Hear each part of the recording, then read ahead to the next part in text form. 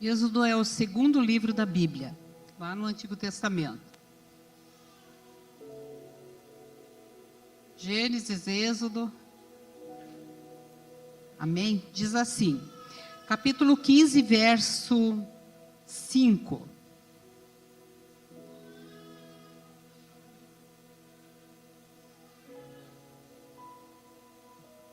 Só um pouquinho.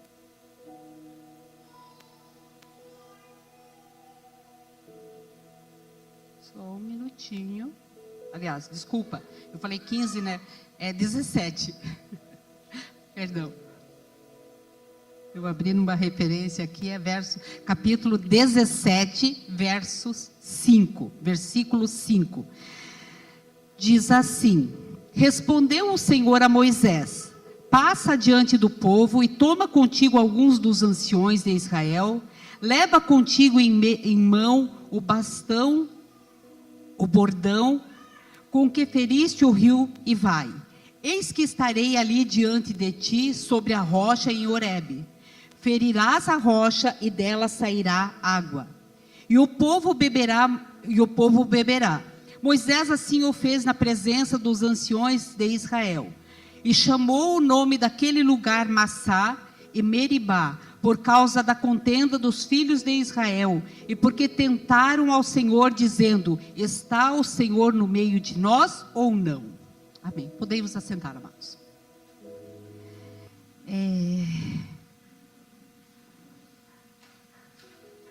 Israel, na caminhada que eles tiveram pelo deserto, eles acampam-se em Refidim, que é nesse texto que a gente está falando aqui, num local chamado Refidim. E a palavra Massá, que está no capítulo 7, no versículo 7, a palavra Massá está relacionada ao tentar provocar o Senhor, contender com Deus. Às vezes a gente passa assim, a gente lê e não fixa e não para meditar sobre isso ali. E o Senhor me trouxe essa palavra assim. Massá quer dizer contender com Deus. Se fica difícil às vezes entender o que é provocar, seria brigar com Deus, né? Questionar a Deus, ficar questionando o Senhor. E no verso 2 é interessante que ele repete aqui, ele diz assim: contendeu, pois, o povo com Moisés e disse: dá-nos água para beber. Respondeu-lhe Moisés: por que contendeis comigo? Por que tentais ao Senhor? Por que contendem? Porque quando nós contendemos com o nosso líder, né? Enfim, com aquele que está à frente, quando você fica afrontando o teu líder, na realidade, nós não estamos afrontando o nosso líder. Nós não estamos contendendo com o nosso líder. Nós estamos contendendo com Deus. Mas como se aqui fala que era com Moisés? Porque Moisés foi escolhido por Deus. Moisés só estava obedecendo o que Deus tinha determinado para ele, o que Deus tinha orientado ele a fazer. E o povo, é interessante que se nós formos olhar aqui em Êxodo 15, no versículo do 23 ao 25, faziam 3 dias que o povo tinha passado pelo Mar Vermelho. Veja bem, Deus tinha operado um milagre, eu acho assim que é um dos maiores, abriu o mar e o povo passar em terra seca. Gente, não umedeceram o pé, não tinha lama. A Bíblia diz, ela não pode se contradizer, que o povo passou em terra seca. Então, não tinha, mas tinha que... Não tinha. O Senhor fez por completa aquela obra. Ele separou as águas. Faziam apenas 3 dias que o povo tinha atravessado o Mar Vermelho, sem contar o quê? veio antes, né? O que Deus fez. O povo atravessa o Mar Vermelho. 3 dias depois eles se encontram num lugar chamado Mara. E o povo, 3 dias depois de ver o grande milagre de Deus, começa a murmurar e reclamar. Vamos morrer de sede? Não tem água? Já faz 3 dias, nos trouxe para morrer de sede aqui no deserto? O povo reclamando, o povo murmurando. Graças a Deus, né? Louvado seja o Senhor, que foi o povo daquela época. Só foi o Israel do Senhor. Não acontece conosco, né? Graças a Deus que nós não reclamamos, nós não murmuramos, nós estamos satisfeitos com tudo que Deus nos dá. Nós estamos felizes com todas as batalhas. Nós estamos felizes quando nós estamos passando por um vale, muitas vezes se sentindo definhando por aquele vale. Mas nós aqui, graças a Deus, vocês juntamente comigo, não temos esse problema. Não murmuramos, não reclamamos, não questionamos o Senhor. Glória a Deus, né, irmãos? Nós não questionamos, era o povo do passado, o Israel de lá. Esse Israel aqui não. Esse Israel aqui é um Israel perfeito. Glória a Deus. E as águas de Mara, vocês já ouviram, devem ter ouvido falar sobre as águas de Mara. As águas de Mara, daquele lugar, eram amargas. Não era água potável. Não dava para beber, nem eles, nem os animais deles. E 3 dias depois o povo clamando por água. Viu o Senhor abrir o mar e não tiveram coragem de pedir para o Senhor. Foram reclamar por Moisés. O Deus que usou você para nos tirar da terra do Egito está deixando a gente passar sede. Eu não sei qual que é a tua sede. Não sei qual que é a tua sede. A daquele povo era água. De repente você está está se banhando em águas amargas. Então, é hora de nós abrirmos os nossos olhos, os nossos ouvidos e ouvir o que o Senhor tem para a nossa vida. E fazer o que Moisés fez aqui. Ele diz assim: afinal chegaram a Mara, todavia não puderam beber as águas de Mara, porque eram amargas. Por isso chamou-lhes Mara. E o povo murmurou contra Moisés, dizendo, o que havemos de beber? E, se nós formos ler Êxodo, é uma sequência assim de milagres de Deus. E é uma sequência muito forte do povo murmurando. Deus operava o milagre, o povo acabava de tomar a água, porque Deus fala para Moisés aqui, então Moisés clamou ao Senhor e o Senhor lhe mostrou uma árvore. Lança Moisés nas águas e as águas se tornarão doce. Mas para que as águas, vejam, todas as águas eram amargas. E para que elas se tornassem doce, o que havia necessidade de fazer? Era só clamar ao Senhor. Era só pedir para o Senhor. Mas o povo se levantou e foi murmurar novamente contra o nosso Deus. E nós questionamos Deus quando Ele não nos traz resposta. Nós questionamos Ele. Senhor, mas eu ando na Tua presença, eu faço a Tua vontade, eu falo o que o Senhor manda eu falar. Mas nós estamos fazendo a nossa vontade, a vontade do homem. E o Senhor está falando para você nessa manhã: clama a mim, chama por mim, não critique, não se levante contra a tua liderança, não se levante contra aquele que tem autoridade sobre a tua vida. Irmãos, nós não somos mais meninos na fé, porque quando nós éramos meninos, a palavra diz que nós tomávamos leite. Não, meu querido, Deus faz assim, Deus muda. Mas, amados, a maioria aqui, tem muita gente nova aqui, com certeza. Mas eu vou falar para aqueles que são mais maduros na fé. Quem tem mais de 1 ano aqui. Mais de 1 ano pedindo leite. Está na hora de você comer comida consistente. Está na hora de você sair do teu leito de coitado, de necessitado, de que eu não tenho forças, eu não dou conta, se levantam contra mim. Você devia dizer glória a Deus que se levantam, porque isso quer dizer que eu estou dentro dos princípios, dentro da vontade do Senhor.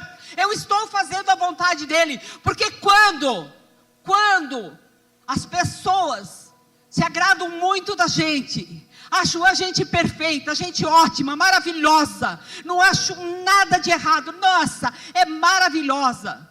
Irmãos, nós precisamos pensar ali se a gente está fazendo a vontade de Deus ou não. Porque nós não estamos aqui e não vivemos num tempo que temos que agradar o homem, nós temos que agradar ao Senhor. Sai da posição que você está, sai desse acampamento em que você se encontra, porque o povo estava acampado em Mara e tinha águas amargas, o povo estava acampado em Refidim e tinha, e a terra, e estavam passando necessidades, murmuravam contra o Senhor. Todos os lugares que eles se acampavam, eles achavam um pretexto para reclamar. Para de reclamar. Põe a tua casa em ordem, acerta a tua vida com Deus. Vê o que precisa mudar. A gente reclama sempre do outro, é sempre terceirizando, é sempre o outro que fez, o outro que disse, o outro que faz, o outro que age. E nós, qual é a nossa atitude, qual é a nossa postura? Não é o outro que precisa mudar a minha vida, sou eu que preciso mudar, sou eu que preciso ser transformada.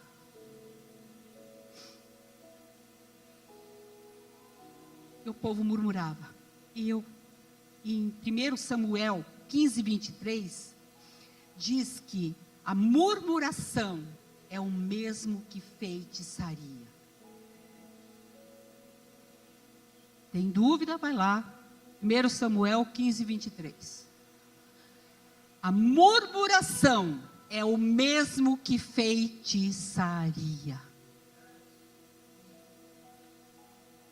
Mas eu não faço nada disso, né? Glória a Deus, que novamente nós não temos essas práticas. Louvado seja o Senhor. Mas saiba que toda vez que você se levanta contra uma liderança, contra uma liderança eu não estou me referindo só aos pastores, ou à diretoria, o CDL, os obreiros da casa do Senhor, os líderes. Em qualquer lugar, amado. No teu trabalho também. Na tua escola, o teu líder é o teu professor. Toda vez que você se levanta contra ele, nós como cristãos, é o mesmo que feitiçaria. E às vezes a gente não tem vitória, porque a gente não está ligado nesses detalhes que fala a palavra de Deus. No entanto, Deus sempre esteve presente, Deus sempre providenciou o que era necessário para o povo de Israel, Ele nunca deixou faltar nada.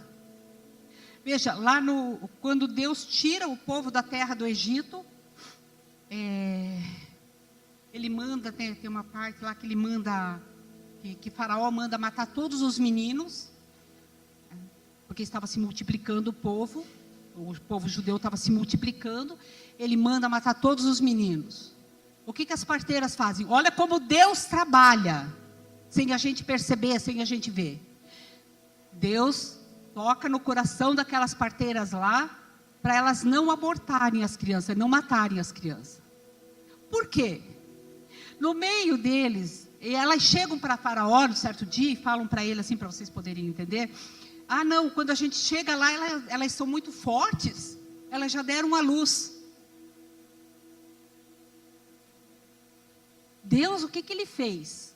Ele tinha um plano, Ele tinha desde o princípio um projeto de tirar o povo de Israel do Egito. Como Ele teve na minha vida quando Ele me tirou do Egito. Quando eu estava lá nas drogas, quando eu estava lá no álcool, quando eu vivia lá na mentira, o Senhor tinha um plano para a minha vida. E alguém, eu não sei quem, mas alguém deve de ter orado por mim. E quando eu tinha 22 anos, eu recebi Jesus como meu Salvador. Então, eu andei 22 anos no Egito. Vocês conseguem assimilar? 22 anos lá fora, sem a presença de Deus. Até o dia que o Senhor me trouxe. E assim ele fez com Moisés. Ele permitiu, né, que Moisés sobrevivesse, ficou 3 meses com a mãe, depois não deu mais, ela coloca no rio Nilo, aí a filha de Faraó vai se banhar, pega o menino, recolhe, e depois devolve para os braços da mãe para amamentar, que depois, Moisés com 40 anos mais ou menos, ele mata o egípcio, ele foge, quando ele tem a idade mais ou menos de 80 anos, ele retorna para o Egito, porque Deus fala para ele, vai lá tirar o meu povo.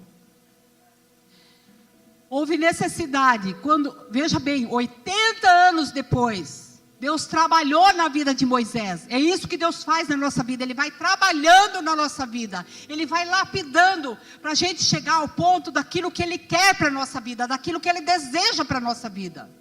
Dos planos que Ele tem para você. E Moisés, esse Moisés aqui, é aquele que tirou o povo da terra do Egito e aquele que era para ter morrido lá. Você está aqui porque Deus tem um propósito. Ele tem um plano para a sua vida. De repente você ainda não se achou, mas começa a buscar do Senhor, pedir, Senhor, mostra para mim o que o Senhor quer da minha vida. Como que o Senhor quer? Não é do jeito que eu quero. A gente tem que, é difícil? Não é fácil. Mas nós temos que deixar morrer o eu, né? O nosso eu, a nossa carne, para fazer a vontade de Deus. Para que os sonhos e os planos de Deus se realizem na tua vida.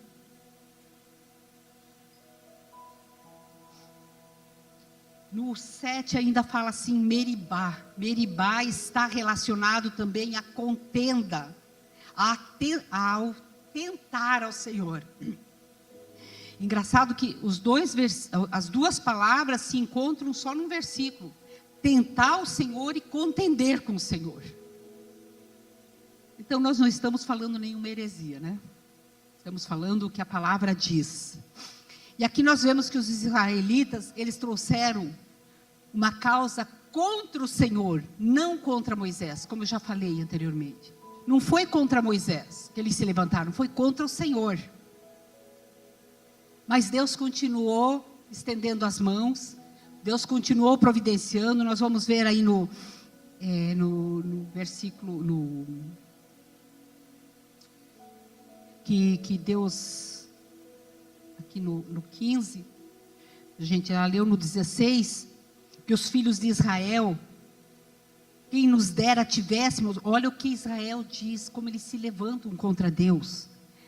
Disseram, 16:3, Êxodo 16:3, disseram-lhe os filhos de Israel, que nos dera tivéssemos morrido na mão do Senhor, na terra do Egito, quando estávamos sentados junto às panelas de carne, e comíamos pão a fartar, pois nos trouxesse a esse deserto para matar de fome toda a multidão. O povo, Deus, com tudo que Deus já tinha feito, o povo continuava murmurando.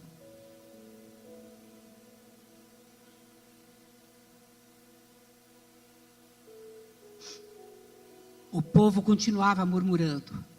Melhor seria, porque lá tinha panelas de carne, lá era feita a vontade do homem, mas o Senhor chamou um povo para entrar na terra prometida. O Senhor te chamou, você passa por vales, por lutas, por decepções, por frustrações, por dificuldades, por necessidades. Às vezes com família, às vezes com filho, às vezes com esposo, às vezes com esposa. Em relacionamentos. Mas o Senhor te tirou do Egito, porque Ele quer te levar para a terra prometida. Ele quer que você entre, que você vá para o céu. Ele quer que você entre pelas portas. Ele quer que você se assente à mesa como essa manhã, que Ele preparou para todos nós. Para todos aqueles que o receberam como seu único e suficiente Salvador. Não tem como nós ficarmos em dúvida, amados. Não temos, ou nós escolhemos sim ou não. Eles acusam Deus de não cuidar deles corretamente. É isso que eles estão fazendo, reclamando de Deus. E isso não é muito diferente do que nós fazemos, quando as coisas não acontecem conforme o nosso desejo, conforme os nossos planos, conforme aquilo que nós planejamos. Eu vou fazer este ano isso, isso, isso, isso da minha vida. Vou batalhar para isso. Mas em nenhum momento nós colocamos na presença do Senhor e falamos: Deus, se o Senhor não for nesse negócio, tira do meu coração, mude as estratégias, eu quero que seja feita a tua vontade. Nós não somos diferente deles, amado. Nós achamos um monte de falha deles, né? 40 anos, o povo sustentando. Aí nós vamos ver mais para frente que Deus, o povo reclama de fome aqui, que não tem o que comer. Deus fala o quê? Ele manda maná do céu, ou o pão, que era uma pequena semente, uma pequenina semente branca. E Deus ainda fala: olha, não guardem para amanhã, porque se vocês guardarem, vai apodrecer. É isso que a palavra quer dizer, vai apodrecer, vai criar bicho. O povo, nós, como temos um olho meio pequeno, um coração meio, não transformado, o que fazemos? O que eles fizeram? Foram lá e guardaram. Quem guardou para a manhã seguinte, não crendo que Deus ia prover para o outro dia, porque essa é a promessa do Senhor, que Ele iria mandar todos os dias, amanheceu cheio de bichos. E às vezes é assim que está o nosso coração, porque nós ficamos guardando dentro de nós coisas que já teríamos que ter lançado fora. Às vezes o nosso coração está exatamente assim. Nós precisamos arrancar, permitir que o Senhor arranque, remova de dentro de nós aquilo que está impedindo de nós termos uma experiência real, um encontro real com o Senhor. É necessário. E eu quero perguntar para você: aonde você está acampado? Em que terra você está acampado? E que alimento nessa terra que você está acampado você tem recebido? O que você tem comido quando se assenta junto com os seus amigos, com os seus colegas? O que você tem comido? Qual é o alimento? É um alimento que vem do céu, ou é aquele alimento que você guardou, aquele maná de ontem para hoje, estão comendo e oferecendo alimento podre? É hora de remover e deixar o Senhor arrancar aquilo que está dentro de nós e que nos impede de nos aproximarmos de Deus, de ouvir a sua voz. É dia, é manhã de concerto, amados. E a promessa de Deus para Moisés era: e eu estarei contigo ali na rocha. Ele manda Moisés pegar alguns dos anciões, alguns dos homens e ir com ele. E ele vai lá e fala assim: toca na rocha, e dela vai sair água. E foi o que aconteceu. Foi o que aconteceu. A diferença entre nós e Moisés é que Moisés estava sempre pronto a agir, sempre pronto a obedecer e sempre pronto a fazer a vontade de Deus. Quando nós nem sempre estamos prontos a agir, a obedecer e a fazer a vontade de Deus. Mas só isso daqui, como dizem, dá nada. Faz uma diferença enorme. Deus responde às acusações do povo. Deus responde às acusações do povo contra Moisés, quando ele toca na rocha. Quando você é caluniado, é pisoteado, é sugado, porque às vezes tem pessoas que grudam na jugular assim, e até não vê a última gotinha de sangue sua, ela não larga. Aí quando você ficar sozinho e não tiver nada para oferecer, você olha ao redor, você não acha mais ninguém. As pessoas já foram. Mas Deus é diferente. Ele fala para Moisés, Ele fala para vocês, amados, os Moisés que tem aqui hoje, nessa manhã, que é para você tocar na água. Qual que é a água? Qual que é a fonte da água viva? É Jesus, amados. É Jesus. Nós temos que parar de confiar no homem. De só confiar no homem. Nós temos que buscar se esse homem realmente está falando o que procede da palavra de Deus ou não. E se não proceder, é melhor se afastar. Porque de qualquer forma, amados, nós vamos perder um amigo do mesmo jeito. Vai acontecer alguma situação que acaba separando. Mas nós temos, o Senhor fala, toque nas águas, toque na rocha. Quem que é a tua rocha? Aonde você está acampado? Quem que é a tua rocha? Qual que é a tua fonte de água? Qual que é o maná que você tem se alimentado?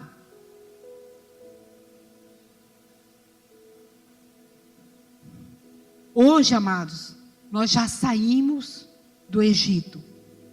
Já fomos redimidos pelo sangue de Jesus derramado lá na cruz do Calvário. Lá foi necessário Moisés tirar o povo.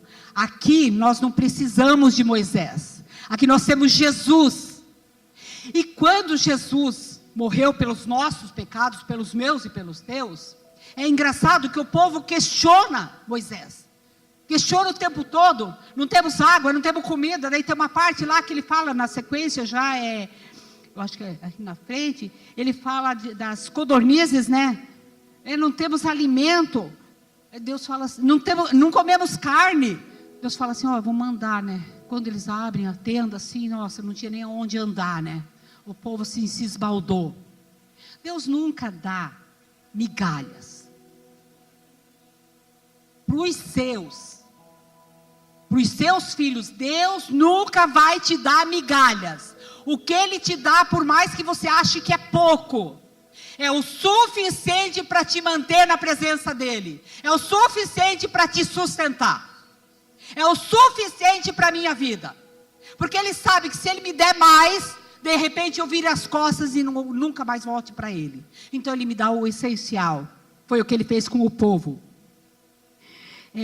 Mas nós já passamos por tudo isso aí. E o engraçado é que o povo questionava Jesus, né? Deus, né? Questionava Moisés por conta disso e por conta daquilo, de tudo que eu já falei até aqui. E Jesus, amados, quando Ele foi para o Calvário, quando Ele foi para a cruz, Ele não questionou nenhum de nós. Ele não questionou Deus.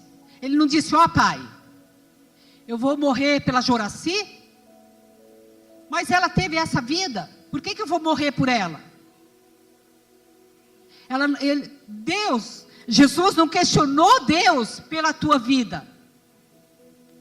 Não interessa que tipo de vida que você teve. Não importa o que foi.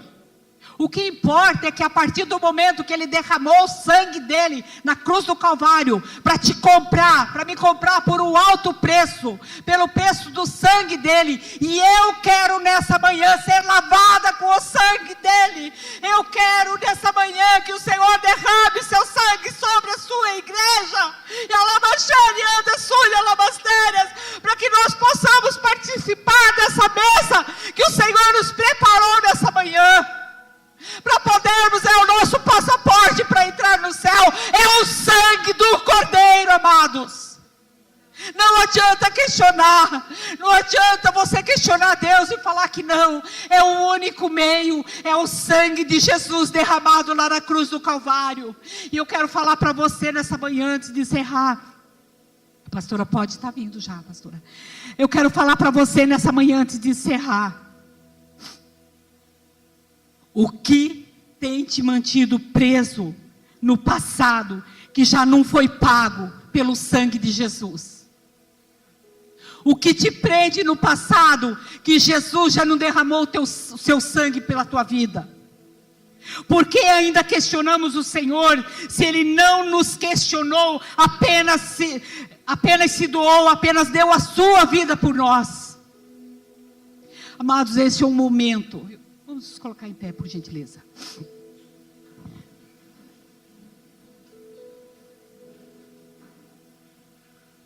Este é um momento apropriado para pedirmos perdão para Deus, por magoarmos o coração do Senhor, quando duvidamos dEle, quando duvidamos do milagre dEle, quando os nossos pensamentos são contraditórios à palavra dEle, à vontade dEle, quando as nossas atitudes fogem do propósito, do plano de Deus para a nossa vida. É o momento certo, é o momento apropriado para pedirmos perdão, amados.